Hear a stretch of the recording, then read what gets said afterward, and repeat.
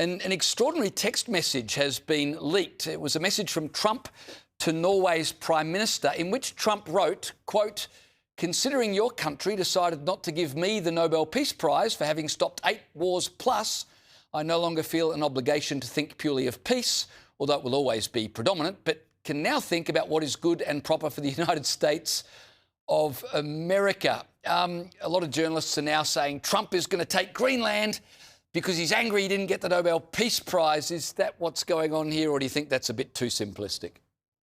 Maybe a little bit. I mean, it is staggering that Donald Trump's coveting of the Nobel Peace Prize might have had any influence whatsoever on this very thorny geopolitical issue that he's blundered his way into. I think the thing with Donald Trump is we often get caught between two wildly different perspectives on him. There's either the Trump derangement syndrome, which suggests that he's about to, scramble the jets over Greenland, we're about to have World War III, NATO's going to be over, and so on and so forth. Or you've got the kind of Trump devotion syndrome on the other side, which is that everything he does is absolute genius. It's all part of some sort of grand strategy, and there can't be any kind of element of it which is just him and his hurt feelings about the Nobel or anything else. It's clearly that the truth is somewhere in between. Donald Trump has been right about a lot of things on a kind of gut level geopolitically, but also that does commingle with an element of hurt feelings, personal grievances, and he's unique in a politician, a leader of the free world, who's quite willing to openly have out those kinds of personal beefs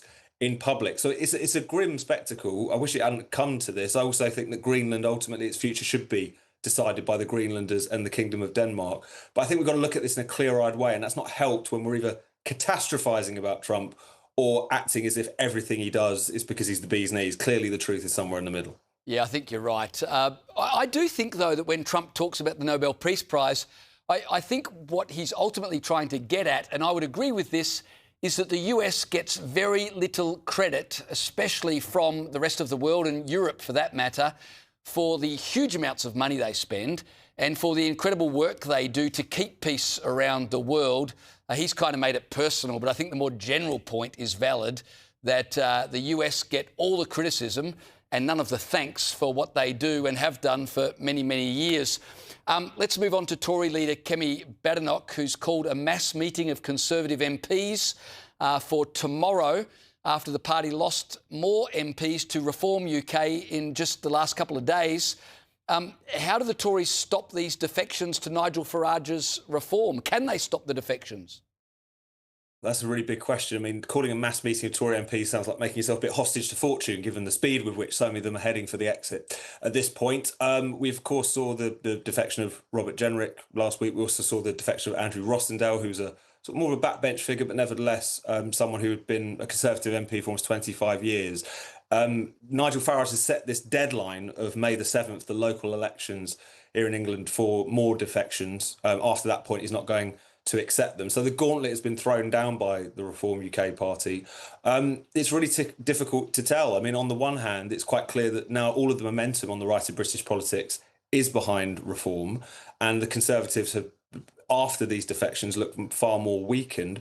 All that being said, what are you going to do as the leader of the Conservative Party? Throw in the towel, act like this isn't a big deal, act as if it doesn't bother you that so many people are being so actively disloyal. So it's a really difficult situation. But I think essentially the Tory party is being left behind by the fact that the tectonic plates of British politics are shifting.